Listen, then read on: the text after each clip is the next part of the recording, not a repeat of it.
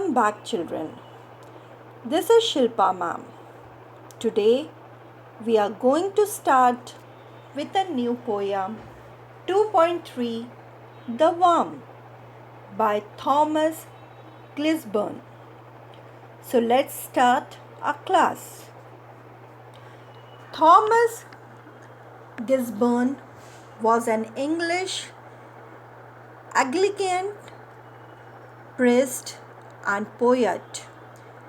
He was a member of the Clapham who fought for the abolition of the slave trade in England. Parents John Gisborne, born on 31st October 1758, died on 24 March 1846. A scriptural geologist, Gisborne wrote 2 books which criticized the trend of geology away from a basis in the Bible, Testimony of Natural Theology to Christianity in 1818, and Considerations on Modern Theories of Geology in 1837. Now we'll start with a poem, The Worm. Turn, turn thy hasty foot aside, nor crush that helpless worm. The frame thy scornful looks deride, required a good to form. The common Lord of all that move, from whom thy being flowed, a portion of his boundless love on that poor worm bestowed. The sun, the moon, the stars he made, to all his creatures free, and spreads, O earth, the grassy blade, for worms as well as thee. Let them enjoy their little day, their lowly bliss receive. Oh, do not lightly take away the life thou canst not give. So children, now the explanation part of the first stanza. Turn, turn thy hasty foot aside, nor crush that helpless worm. The frame thy wayward looks deride, required a God to form.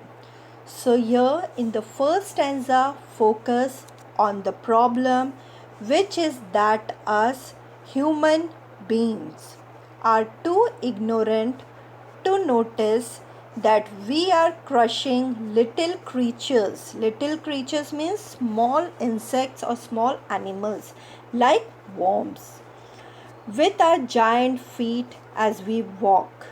These creatures needed the God to be made, to be created and placed onto this earth. So in first stanza, the meaning of hasty is hurried and careless. Then scornful means filled with hate, and deride means express hatred. About second stanza, the common Lord of all that move, from whom thy being flowed, a portion of his boundless love on that poor worm bestows. So in the second stanza, praises that creation of the Creator. Who is our Creator? God. The Lord created all life forms on earth. Children, as you all know that who created us? The only one God. including those tiny worms. He has not created the human being, but all the creatures of our earth. A portion of his omniscience means knowing everything. Loved is also for those creatures. So, in the second stanza, thy being means your life existence, and bestowed means given as a gift. Now, about the third stanza, the sun, the moon, the stars he made. Who made, children? God. To all his creatures free, and spreads o'er earth the grassy blade for worms as well as thee.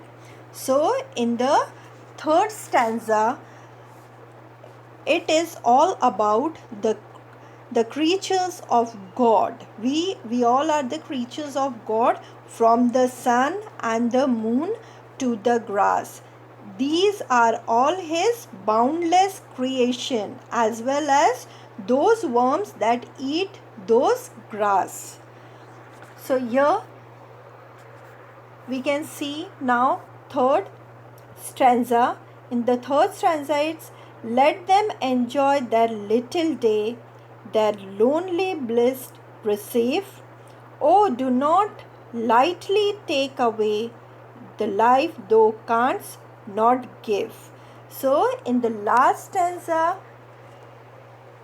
the poet advises to be let those worms be, not to crush them and kill them, as they get very little time of their life to enjoy and live, and we are no one to take them away from there. So children, in the last stanza, it is explaining that we should not crush or not kill the small creatures, because they are having so little life to enjoy, and we are no one to take them away from them. Okay, so in the last stanza, the meaning of lonely is humble and simple, and bliss means joy and pleasure. I hope children that this poem you have understood nicely.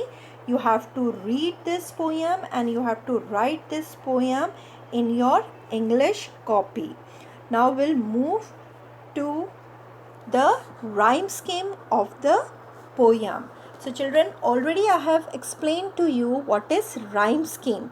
Okay, so in the first stanza, you can see the word aside and deride. These are this sounding the similarity, that is rhyme scheme. So it is AA, and the second line is worm firm. So that's why I have given to that word BB. Now in the second stanza, move, and second stanza's third line is love. So CC, and second stanza second line is flowed, and fourth line is bestowed is DD. I hope that you know how to write the rhyme scheme. You have to write in your copy. Now third stanza is, you have to just see the word made, and then third line of third stanza blade. You can see I have marked over there EE, and after that third stanza second line, that is free, and last line D FF. Now you can move to our last stanza.